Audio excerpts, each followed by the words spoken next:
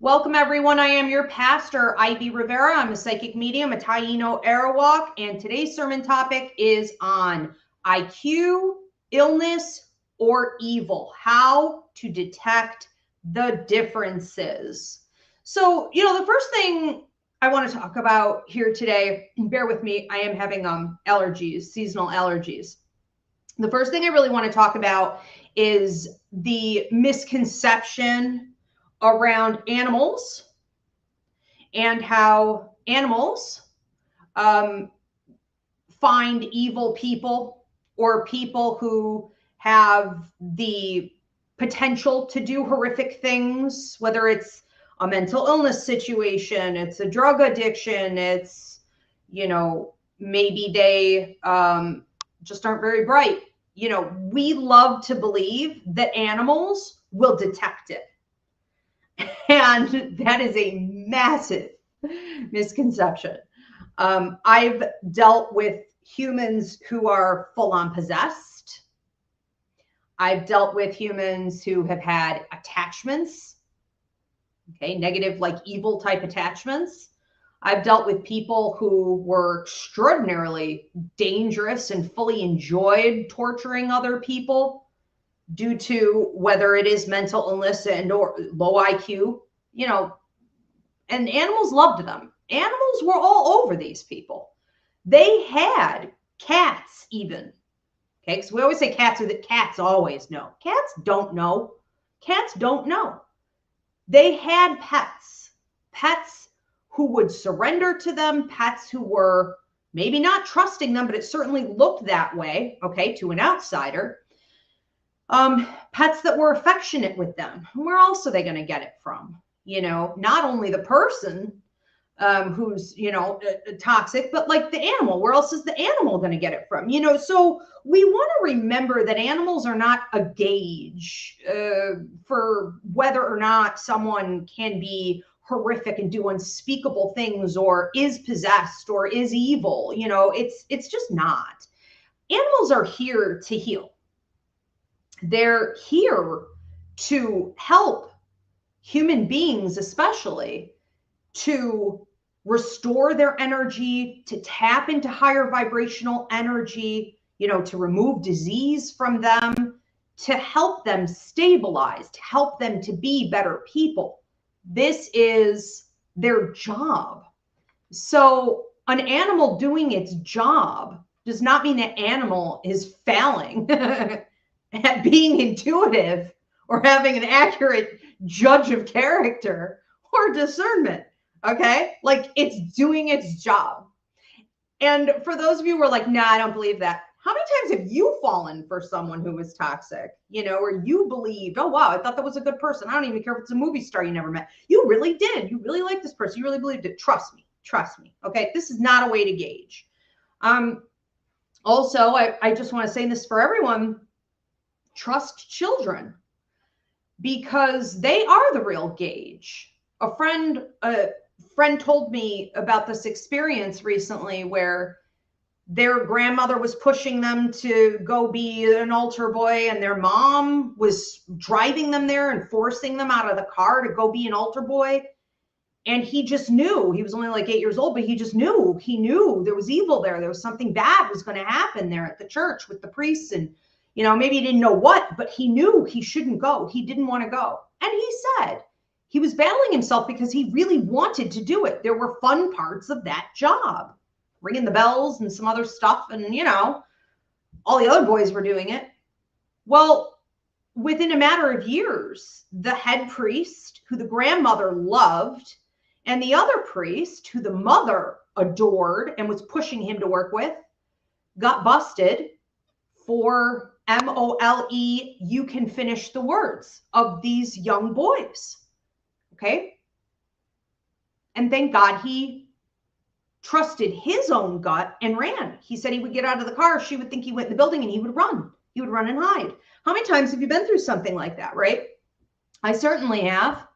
I've chosen to run when my mother said, go and deal with this person or let them give you a ride. And they've later on ended up in the news. Children, no. Animals do not, okay, most of the time. Animals do not, and there's always exceptions to that. Wild animals may, but domesticated, no. And children will know. So trust the children when they speak. All right, let's get into this. 3 different categories, right? Is it IQ? Is it illness? Or is it evil? How to tell the difference. I broke it down into these 3 categories because over the course of my life, this is how Spirit showed it to me. When people I knew were going to do something bad or were wholly bad in themselves, I was able to detect it, and I never lost sight of that. It gets harder as you get older because we are programmed to overlook it and accept it, and especially as women, tolerate it. Okay. But I always noticed it as a kid, and I would track it. And it would always fall into one of these 3 categories. Either they were really dumb, they had some type of illness or maybe a mental illness, and they were battling that, and they weren't always doing toxic things or bad things or had no awareness of themselves, or they were straight up evil. And I went to Catholic school for a while, and so I saw a lot of straight up evil. Evil meaning, and today what we're going to be talking about are attachments and possessions. Okay, so those people, it's a human body, but they're no longer operating. Something is in them, operating through them. So let's break down the different categories here. Mentally ill. So what happens when someone is dealing with mental illness? You know, does it often get confused for evil? Yes, it is something where we can see that people who have, not all mental illness, of course, okay, but those who have a tendency to harm others, what we tend to see with them is that, first of all, they work alone. So yes, there are exceptions, but typically they're not going to have a bunch of other people they do these crimes with. And they tend to have awareness of what they're doing or themselves, the extreme severity of the situation, but that may come and go depending on what type of mental illness we're dealing with. It may come and go. So if they're having an episode, perhaps they don't seem to have that same amount of awareness. But later, when they've come down off of that episode or out of that episode, or they're getting the treatment, they may fully have that awareness. Okay, the same thing with their conscience. It can come and go, or seemingly come and go. Sometimes the urges or panic or paranoia are so overwhelming, they can act upon things, and it doesn't mean that they were necessarily working without a conscience. It can mean that they were self-protecting, that they were triggered. Okay, but often with people dealing with mental illness, again, once they're in a safe place, they have a tremendous amount of empathy, and their conscience is perfectly functioning. So we have to be careful with judgments on people who are struggling with mental illness, especially here in the States where we don't have real treatment. And it's a for-profit system. Be careful judging people who are struggling with mental illness, but also be aware if they do have a tendency toward, violence or unspeakable things, it's probably going to happen again unless they do have treatment and it is continuously working. There's no noticeable paranormal activity with those with mental illness that I've seen outside of schizophrenic episodes, or even people with dementia, Alzheimer's. We see this commonly. Those in a coma, okay, totally different things. Those aren't mental illnesses per se, but what we see with certain, let's say, episodes that people are going through, they activate mediumship. Okay, so if you are spending time with someone who is struggling in a schizophrenic episode, for example, they're going to talk to you about all the spirits that they're hearing from or seeing. And to them, it is completely real. It's a concrete situation. And if you are in touch with your mediumistic abilities, you can understand that you see and hear those same spirits, but you don't feel that you're out of control where they're concerned. You feel as though you have the upper hand. You can choose to interact with them or not to interact with them. And so what we see with things like schizophrenic episodes, for example, is that their mediumistic abilities are, off the chain. It's just off the rails. And that does mean, unfortunately, they're not only going to attract spirits that are in the light, they're also going to attract spirits that are negative and low energy. But that goes for any human being, whether you're dealing with a mental illness or not. And that goes for every single medium out there. Any mediums who watch me, you know how this goes. How many years did you spend having to learn discernment?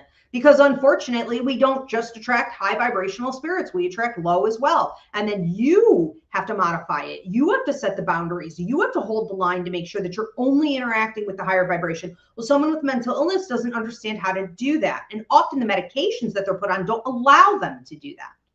And or they're not educated on any of this. Okay. So outside of that, we really don't see a ton of paranormal problems going on with those struggling with mental illness. Now, there are always exceptions, of course. This is very, general today. There's a lot of nuance here, of course.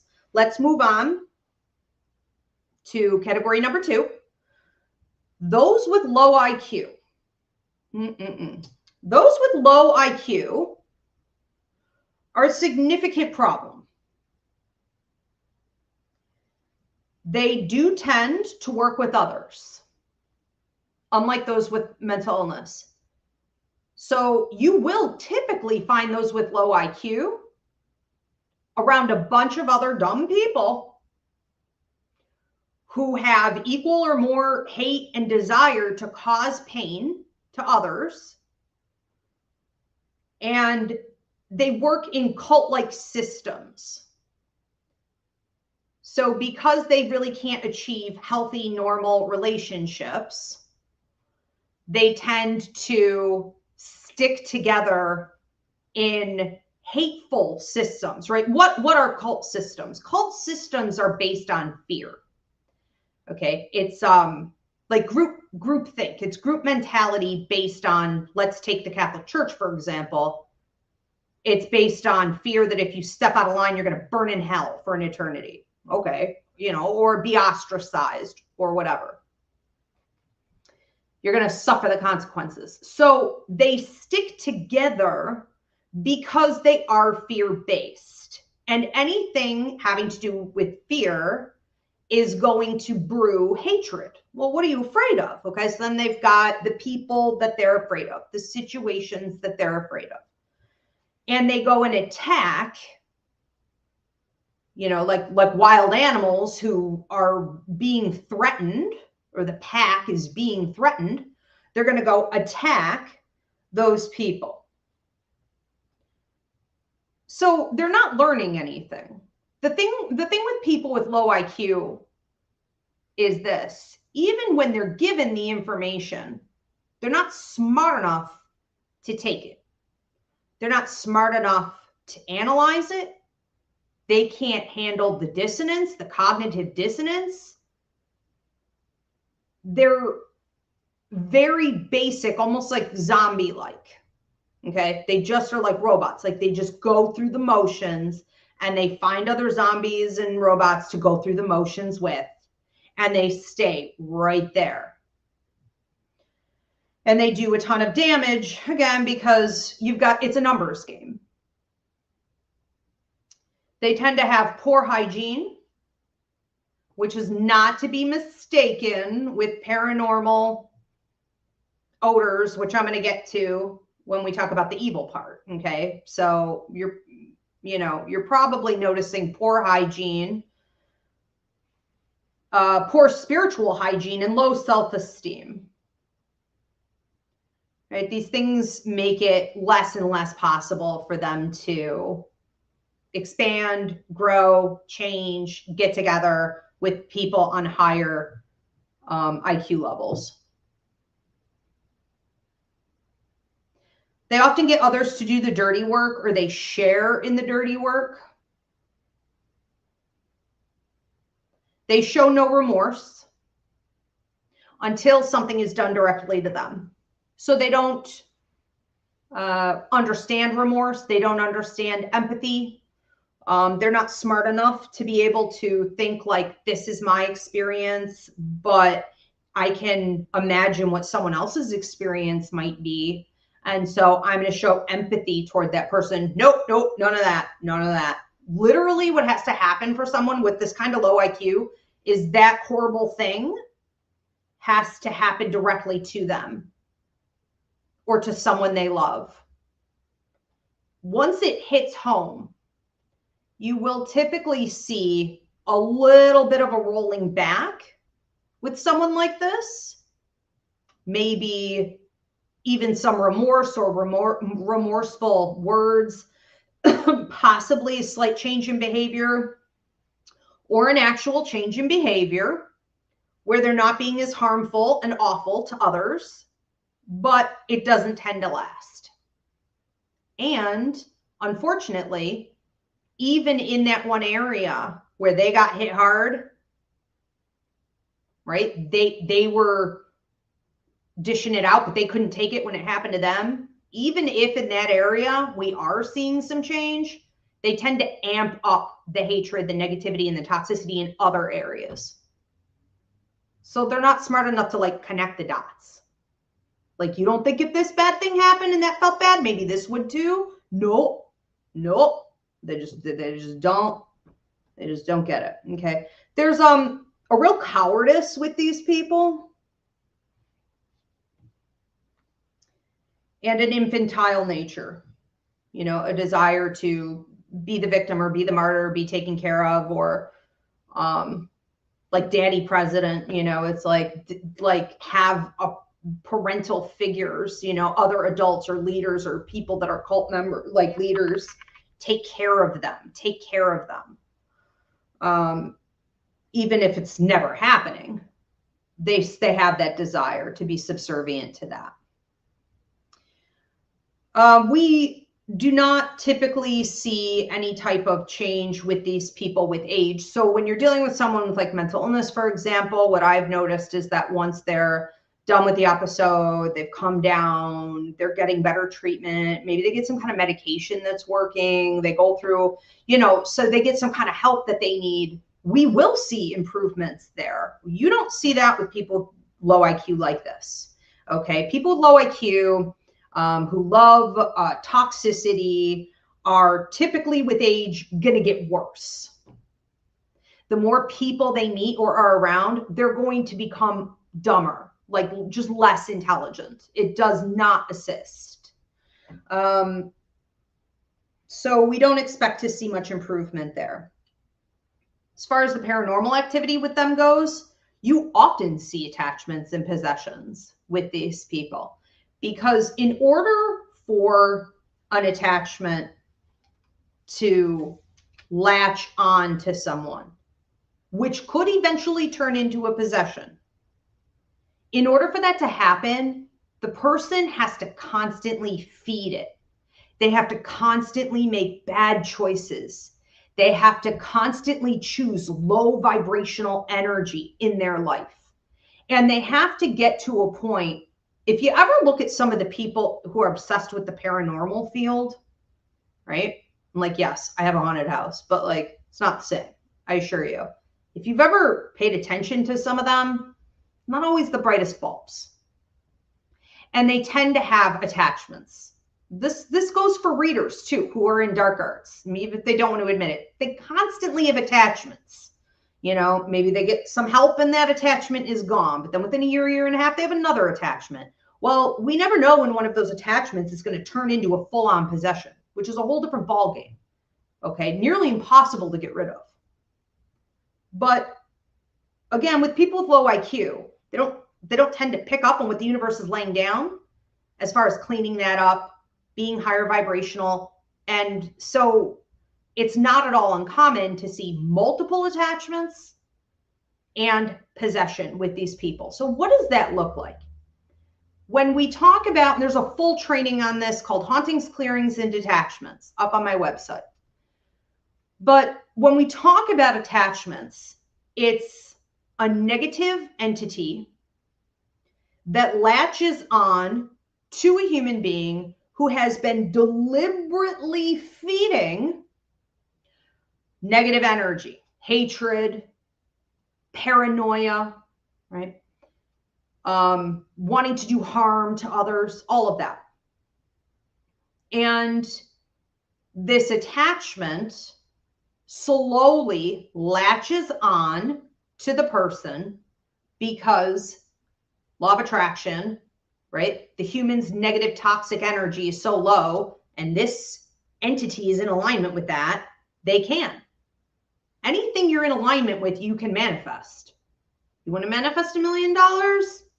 Get in alignment with what $1 million feels like. You want to manifest an attachment and a possession? Be hateful. It's bad for the skin. Okay? It's bad for attachments. So this attachment latches on and then slowly deteriorates the person's life, health, mental state, energy level through things like pushing them down the stairs, hiding their stuff and making them kind of go nuts, disrupting their sleep with night terrors, making them think horrible thoughts. That's called clairaudience. They put horrible thoughts in their head. So they're becoming more isolated and paranoid and doing more damage to others, doing more damage to themselves. It goes on and on, okay? Some people have attachments their entire lives. It never necessarily becomes a possession, but you can tell when someone is no longer themselves.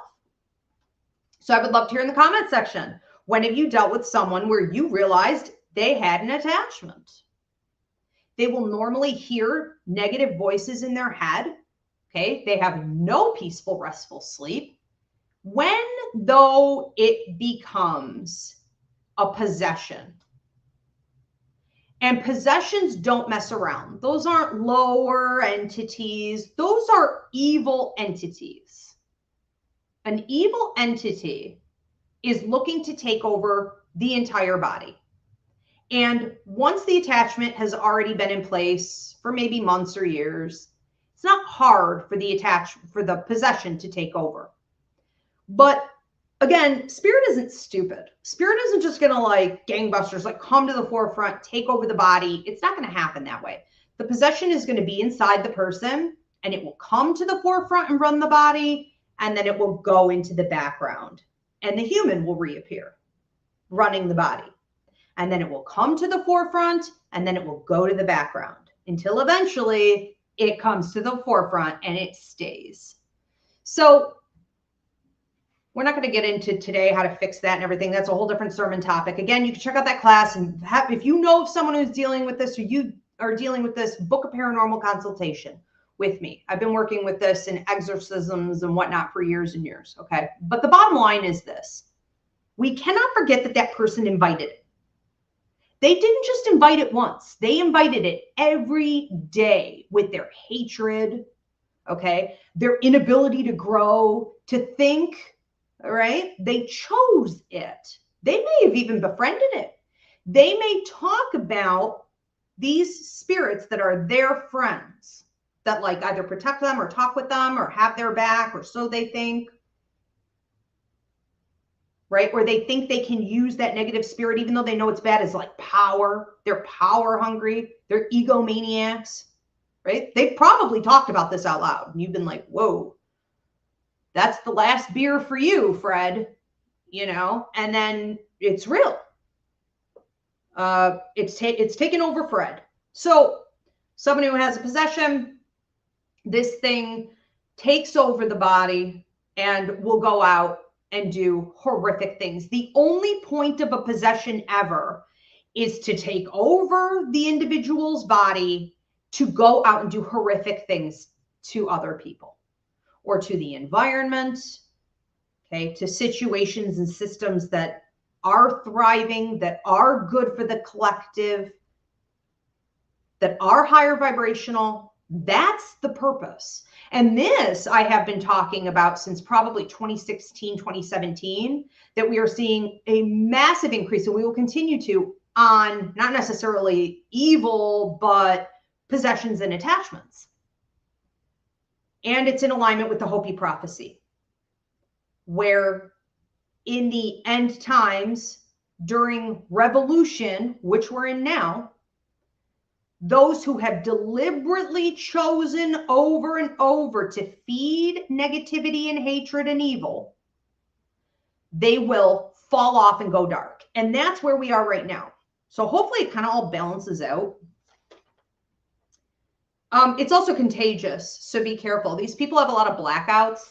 They'll have big time warps, big lapses of time where they don't remember where they were. They don't remember things they said. They don't remember things they did. And you may think they're lying about that, but it's entirely possible they don't, because when a possession does take over the body, there's no recollection by the human in that body, right, of what happened. So it is possible, and it is scary.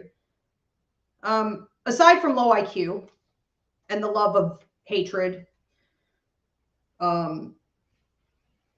people who are battling with drug and alcohol abuse issues and violence are highly prone to having this happen. So we do want to be mindful. All right. Let's move on to category number 3. I do want to stop real quick. If you guys have not already done so, please give this video a thumbs up, drop a comment of any kind. It helps me out in the algorithm. I would love to hear where you're tuning in from.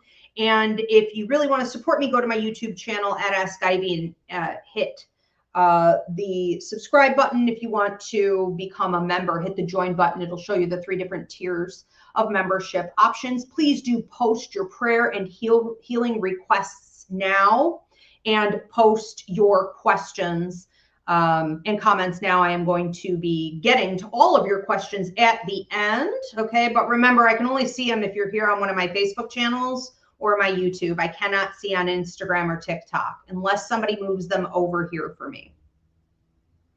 And I will be going back and praying and manifesting, sending healing energy over everyone's requests for the upcoming 2 weeks. Okay, so if you are watching this on replay, I will be checking. Donations are appreciated, but certainly not required. Okay, let's talk about category number 3. What happens when someone is actually evil? Or people will ask, is that really even a person? It is a person. It is a human body. It isn't like an alien form or some kind of robot or some, you know what I mean, zombie with a mask on. It is a person. It was a person. But again, it is no longer operating as a human being. The evil is operating through it. And if the evil wants to operate for a long extended period of time, it's not going to do a tremendous amount of damage to the body so that it can do more harm for longer periods of time, right? So it's careful. Again, spirit of any kind, okay? But we like to think of evil entities as being like dumb. They're not dumb. They're just not creative. So they're well acquainted with the human body, human nature, how people will fall for their charm, right? What people desperately want, need. They're incredibly intuitive with all of that, but they're not very creative. You can see patterns in evil behavior. I mean, just look at history. Look at things like genoci, okay? Look at things like war. Look at things like, just look around. There are patterns here. There is no reason we can't outsmart, except we have the IQ category, the low IQ category of people, and untreated mental health issues, which is a gold mine for evil, right? We have no real excuse not to outsmart evil activity. It's not rocket science. But what happens when an evil entity has taken over a body is typically a trauma occurred, again, unless it was invited, like we already discussed. The number one group to end up with a possession are those who were assaulted, sex assaulted, especially as children, but at any point. After that, we have groups who, like the Puerto Ricans, I am one, I have seen phenomenal things. Groups of people who came from indigenous roots, who were highly spiritual, but were colonized, and then were forced into systems, cult-like systems like the Catholic Church. Okay, so that's a second most typical group, because they are so paranoid about anything in the spiritual world anything that doesn't come directly from the priest or the authority, right? It means you're going to burn in hell. You are a demon. You're toying with darkness. I can't believe when fellow Puerto Ricans talk to me that way about what I'm doing. I'm like, these are your roots. You have no clue of your roots. Are you that colonized? Oh, yes. Oh, yes. It is a massive problem, right? And I want to say the entire Latino community, it's a massive problem.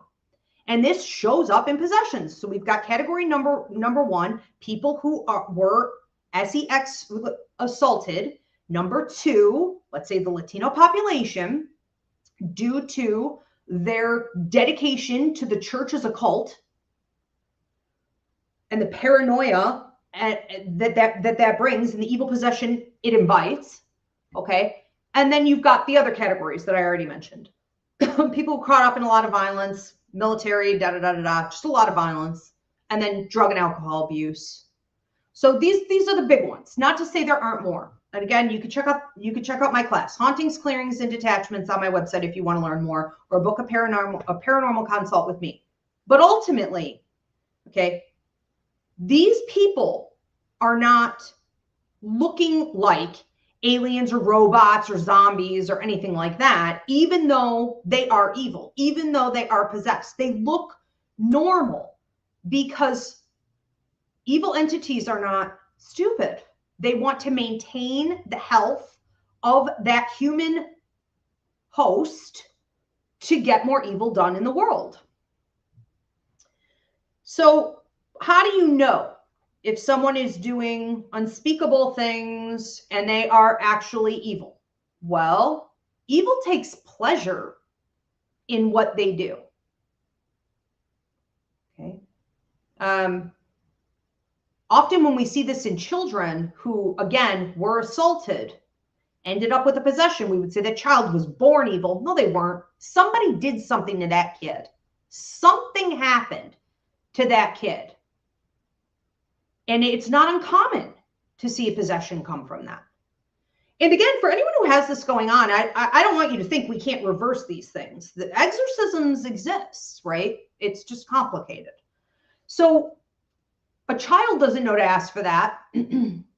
And what ends up happening is that it can look like you have a little kid or, you know, someone who is like laughing about torturing other people. You know, they revel in their hatred. They fully enjoy the damage they're doing to others. Here's another way you know it's evil. The pain they're inflicting is the goal. Now, the rational, empathetic human mind will say, well, why would they do that? Well, there has to be another reason. No, there doesn't. No, there isn't. It isn't. It is because the pain that they can cause someone else gets them high. That is the goal. They tend to work alone. So those with possessions, you know, they're not going to have a bunch of friends. They're not going to have, like, people like low IQ, like the dum-dums, like they, you know, they tend to actually have quite a lot of friends. That's not going to happen with possessions. They're going to be loners. A lot of that is strategy.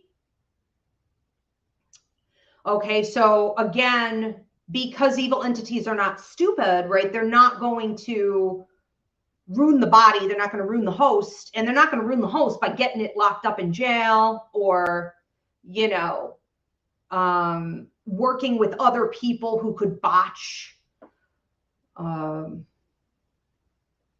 whatever it is that they're doing and get them caught. You know, they're not going to require a ton of help from other people to do rat work.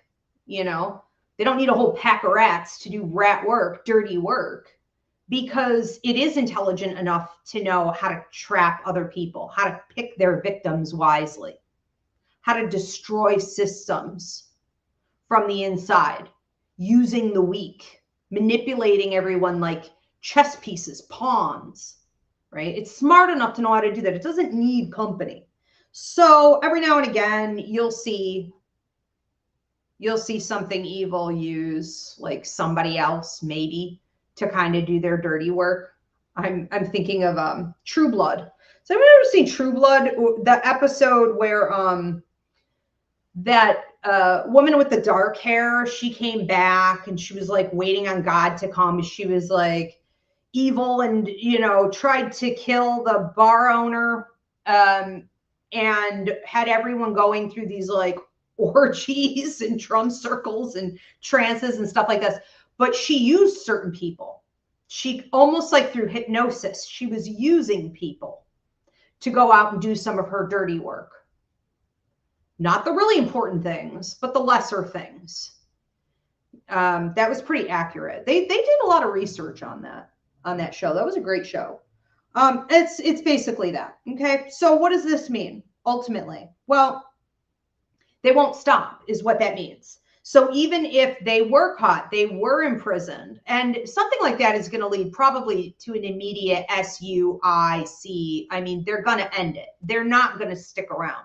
If they can't accomplish what they came here to do, you know, they're going to find a way to get out of the body. Which, you know, who knows? Maybe that'll be good for the human that's still there. We talk a lot about walk-ins, you know, in situations like this, but I don't have time to get into all that today. So you guys, let me know if you want a part 2 on any of this and what parts in particular. Post your questions now. I'm going to get to them. There is always a stench that comes along with someone who's dealing with a possession. It may seem like it's hygiene or something rotting or like a dead animal or something sour, or you can't really put your finger on it, but you're going to notice it's not that. also, it doesn't necessarily mean that the person has horrible hygiene. Like we talked about this with people with low IQ, right? They can have horrible hygiene, but that's not what we're talking about here. So sometimes you're dealing with someone with a possession and they're super clean. I mean, they may even have like OCD, but there is a stench, and this smell would follow them. It would be in their bedroom, especially. It would be on anything they keep around a lot, like a backpack. So if they were to like leave their backpack in another room and you were like, the smell is in this backpack. It's not in the backpack. It is the backpack. It's them, right? It's radiating off of the body. So some people say it smells like sulfur. It can change. It's not always just like one thing. The Conjuring, they brought that up quite a bit in The Conjuring, which is all based on a true story. I interviewed the oldest daughter a couple times on my radio show. So that may be something you want to watch to get a little more in touch with what it looks like, what it smells like, what are the signs when you're dealing with someone who has a possession. Yeah.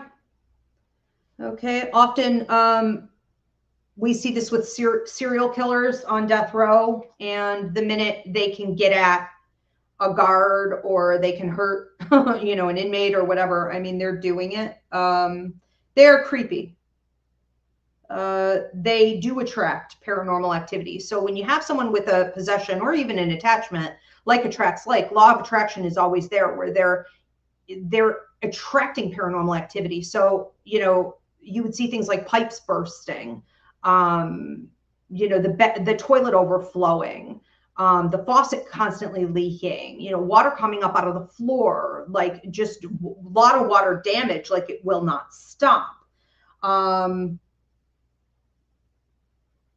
And often they have beautiful eyes, or they may have almost like angelic skin. They can be very charming and they can actually look very beautiful.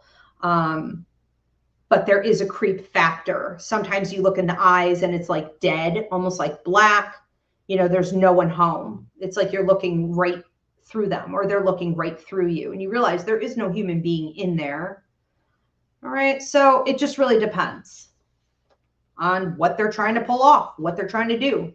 Do they need to be social? Do they need to be charming to pull this off? Because they may be. All right. So it's, again, mostly when we're talking about mental illness, we're talking about these people. Again, typically, there's a lot of nuance here, but typically, okay, what I have seen is that they do have a conscience. They do have a lot of empathy. They may feel terrible about things that they've done or have a desire to do. And when being treated, they may not show any signs of wanting to do harm to other people. And sometimes it's coming from a place of protection or feeling triggered or attacked. All right. And then again, when we're dealing with low IQ, they do work in groups. Cult-like mentality, mostly all of this stemming from hatred. They never learn unless something is done directly to them to cause pain. And then even after that, they tend to just continue to cause pain in other areas. Or if they correct, it tends to not be long-term. They do attract paranormal problems. And when we're talking about evil, again, it is enjoying what it's doing. It will never stop. And it is looking for its next victim to go from host to host to take over the body. But is it a human body? Yes, it is a human body. And there may even be a human in there still. Okay. Somewhere. Good luck getting to the steering wheel, though. All right. So I got to pretty much everything I wanted to talk about here on this today. Let's get into your questions and comments. Whatever I am able to pull up, I'm going to do my absolute best. Let's see. Ashley says, hi, Ivy. It's been a while. How are you? Yes, I can see and hear you. Bethany Renner, Murray D. Okay, perfect. Good to see you guys. And Pinkness says, hi. I think it's crazy how certain esoteric teachers push that evil doesn't exist. Because they say there's no objective right or wrong. You make a good point that if you're a minority, you know it does. Well, a lot of the spiritual gurus out there, they are middle upper class white people. They have just appropriated everything. They haven't walked the walk, you know. And I'm not saying you can't be white and go through stuff, but when you're saying ridiculous stuff like that, I know you've had it cush. Okay, I know you've never been through anything. There's no way any reasonably intelligent human being, okay, who's come to Earth and has seen difficulty or had difficulty, there's no way they don't understand. Now, they can deny it, but they don't understand that evil exists and that hatred exists and that it is something bigger than us in the human form. There is something bigger going on with that, and we need to learn about it. There are also plenty of people who, in denying it, stay in their positions of power. Think about that. That's what I talked about in the beginning of tonight's sermon. It benefits them. So whenever someone says there's no darkness, you know, in people, there's no evil, how are they getting paid off of that system? You know, how does it benefit them? And I would check there first. Look at that skin tone. Look at, you know what I mean? There's an agenda there. There always is. And that in itself really makes you question whether you should be going there for your healings and your readings. Great point. Thank you, Pink. McKenna says, I didn't realize we weren't doing questions tonight. I'm here. I'm new. I'm sorry. We'll deal with that later. I don't know. My producers will deal with that. Happy Sunday. Good to see you, Kathy. Kimberly Petku says children are authentic. Yes. So children, we all had it. We all still have that in us, you know, but children come to Earth with raw intuition, psychic, mediumistic, and empathic. They come to Earth connected to the spirit world. And then it is society that slowly pulls that away, beats it down, blocks it, walls it out, and telling children that they can't talk about their imaginary friends, or they can't talk about spirit because they're going to look mentally ill in school and they won't have any friends, shaming them with the church and saying that's demonic or evil, don't talk that way, making them feel like there's something bad about it. It doesn't take much when you're getting it from teachers, you're getting it from parents, you're getting it from doctors, you're getting it from church. When you're getting it, all this from adults, right?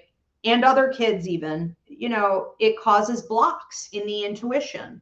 But children still know, even if they're not comfortable always with their intuition, even if every adult is against them, they have instincts, especially when it comes to their survival, like the story I told about the boy who ran away from being an altar server.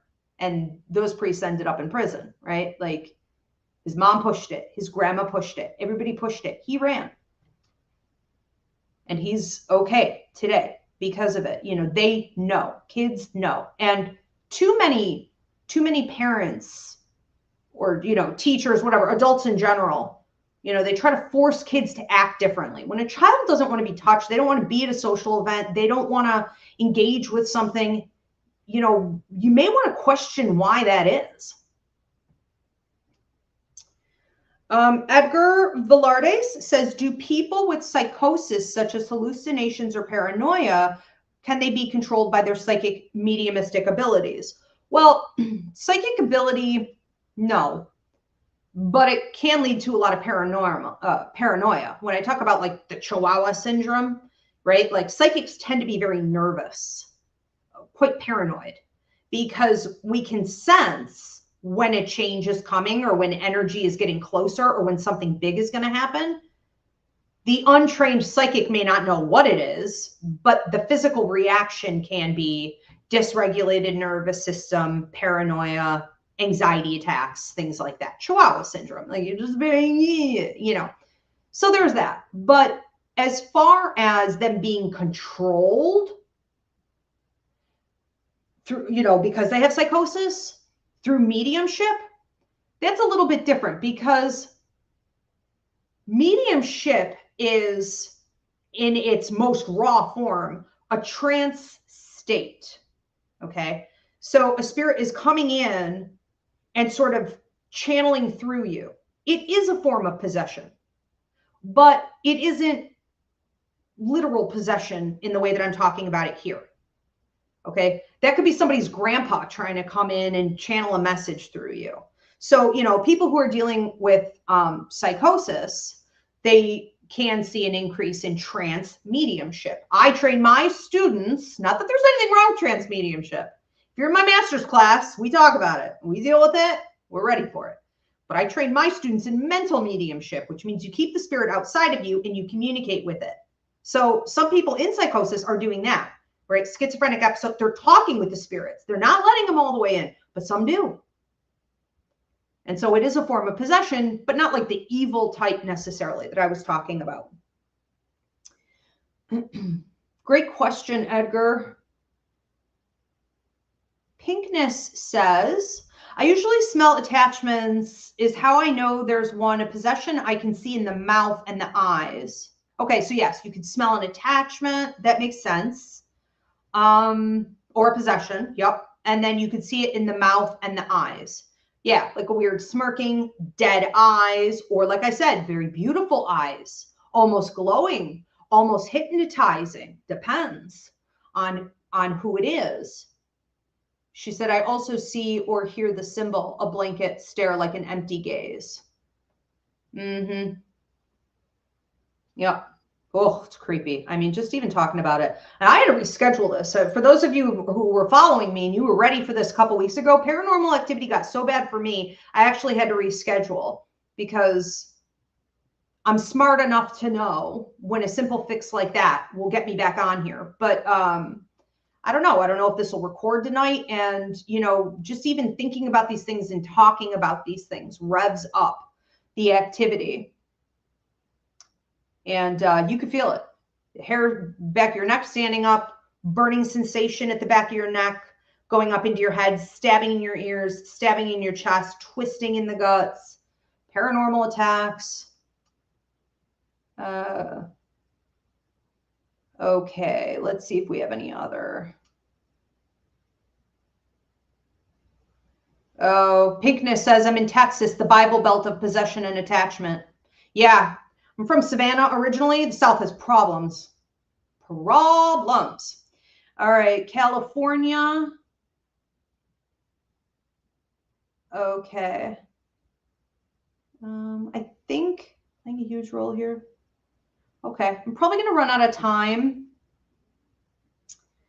Okay, yeah, I've got a bunch of other questions and comments here, but I'm probably going to run out of time to get to all of these.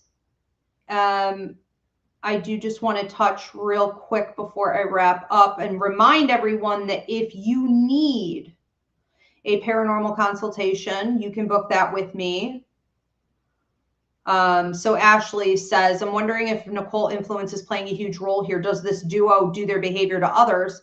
So she's referring here to a couple that do damage, okay, to other people. And like I said, when we talked about the IQ section, low IQ, that's where you're going to see the most pairings. And yes, it is not at all uncommon to see it happen in marriages, coupling.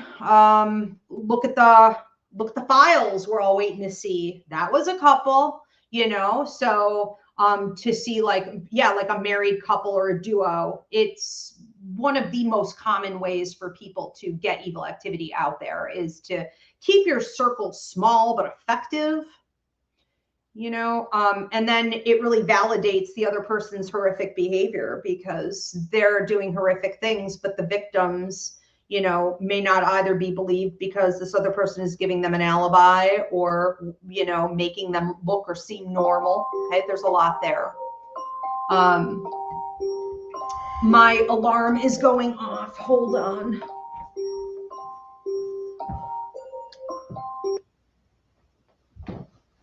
Sorry, guys, I have clients here in a minute.